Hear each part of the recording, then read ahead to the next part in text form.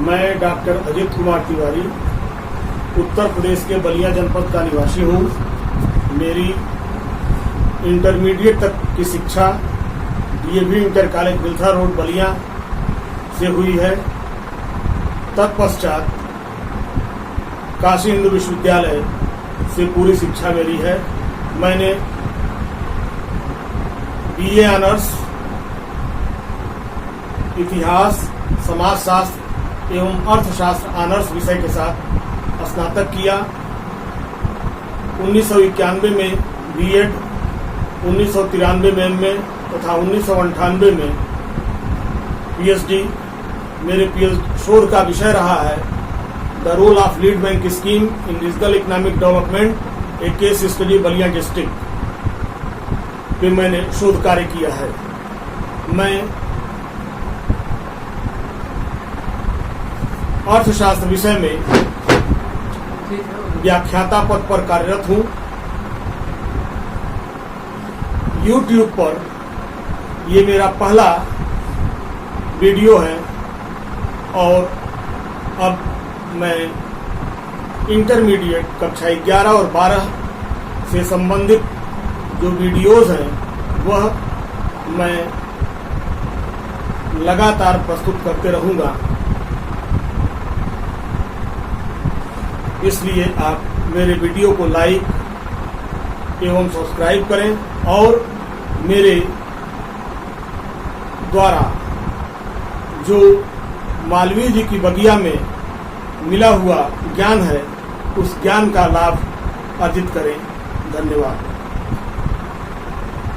प्रिय छात्रों, जैसा कि मैं बताया कि यह इंटरमीडिएट कक्षा के लिए YouTube पे डाला गया वीडियो है। आप सामाजिक विज्ञान विषय में जो सोशल साइंस के 4 स्तंभ होते हैं, इतिहास, भूगोल, नागरिक शास्त्र और अर्थशास्त्र, उसका एक स्तंभ अर्थशास्त्र होता है। अर्थशास्त्र के बारे में हम थोड़ी परिचर्चा करेंगे। आखिर अर्थशास्त्र क्या है? अर्थशास्त्र के अंतर्गत हम क्या अध्ययन करते हैं? अर्थशास्त्र की उपादेयता क्या है? व्यक्ति के जीवन में अर्थशास्त्र कहां तक महत्व रखता है? अतः अर्थशास्त्र ज्ञान की वह शाखा है जिसके अंतर्गत हम मनुष्य की आवश्यकताओं की पूर्ति के लिए धन का आहरण एवं उनके प्रयोग का ढंग का मूल्यांकन करते हैं, जिससे एक व्यक्ति को अधिकतम संतोष मिले। प्रोफेसर मार्शल ने मनुष्य की क्रियाओं को 2 भागों में बांटा है। पहला आर्थिक क्रिया, दूसरा अनार्थिक क्रिया। आर्थिक क्रिया के अंतर्गत वे समस्त कार्य आते हैं जो आय तथा व्यय से संबंधित है, जबकि अनार्थिक क्रिया के अंतर्गत आय उपार्जन के स्रोत नहीं होते। अर्थशास्त्र में मनुष्य के केवल आर्थिक क्रियाओं का ही अध्ययन किया जाता है। अर्थशास्त्र का जन्म ग्रीक भाषा से हुआ है। अरस्तु ने इसे अपनी पुस्तक पॉलिटिक्स में गृह प्रबंध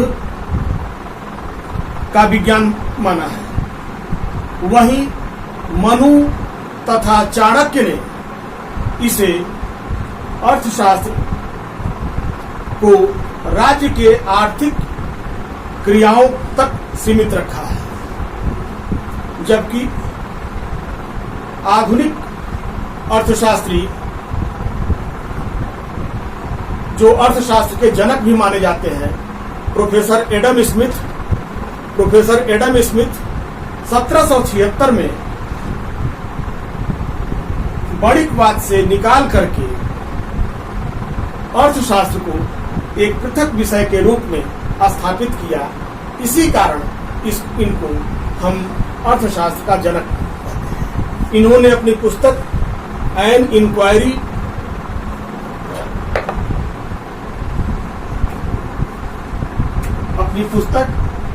N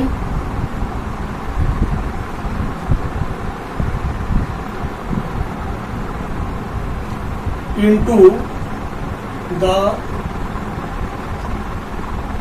nature and causes of wealth of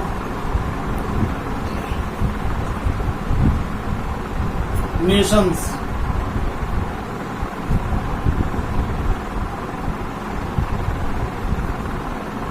में अर्थशास्त्र को परिभाषित किया। इस पुस्तक को सामान्य रूप से वेल्थ ऑफ नेशंस के रूप में भी जाना जाता है। अर्थशास्त्र की परिभाषाओं को हम 5 वर्गों में बांटा गया है। वैसे अर्थशास्त्र की परिभाषाओं के संदर्भ में अर्थशास्त्रियों में अत्यंत मतभेद है। मतभेद के अनुसार के आधार पर अर्थशास्त्री बारबारा बूटन ने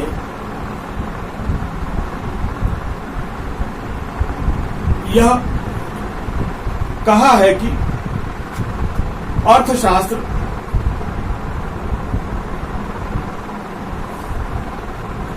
की परिभाषाओं के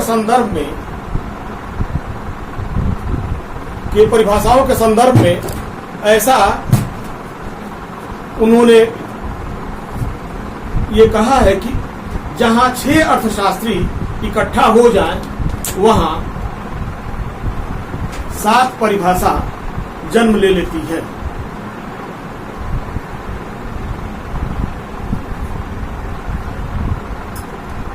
अर्थशास्त्र की परिभाषा को 5 वर्गों में बांटा गया है।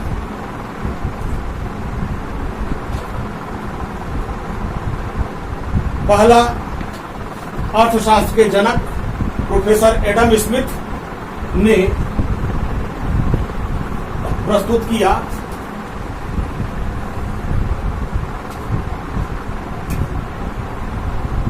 अर्थशास्त्र की परिभाषाओं को हम निम्न चार्ट के द्वारा दर्शा सकते हैं।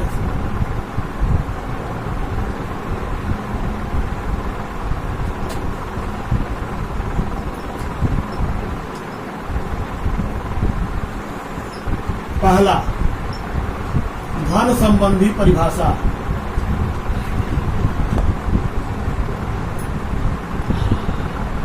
दूसरा, कल्याण संबंधी परिभाषा।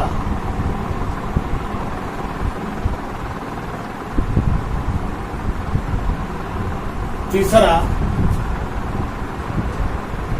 सीमितता या दुर्लभता संबंधी परिभाषा।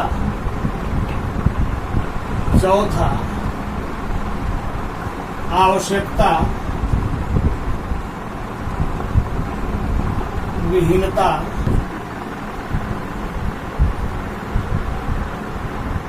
धन संबंधी परिभाषा।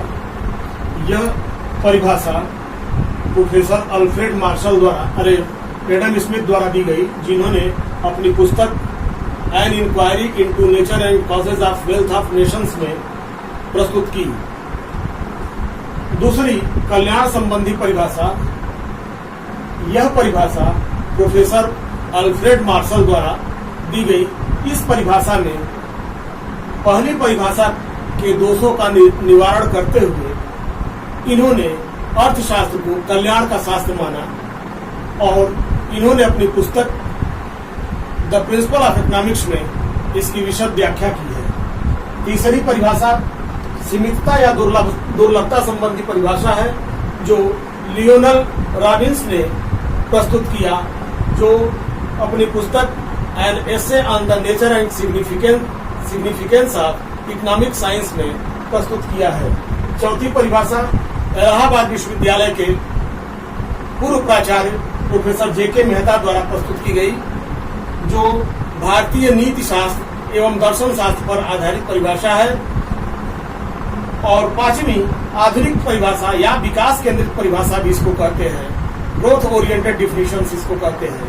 और यह परिभाषा विकास अर्थशास्त्री प्रोफेसर पॉल एम सैमुएल्सन द्वारा प्रस्तुत की गई।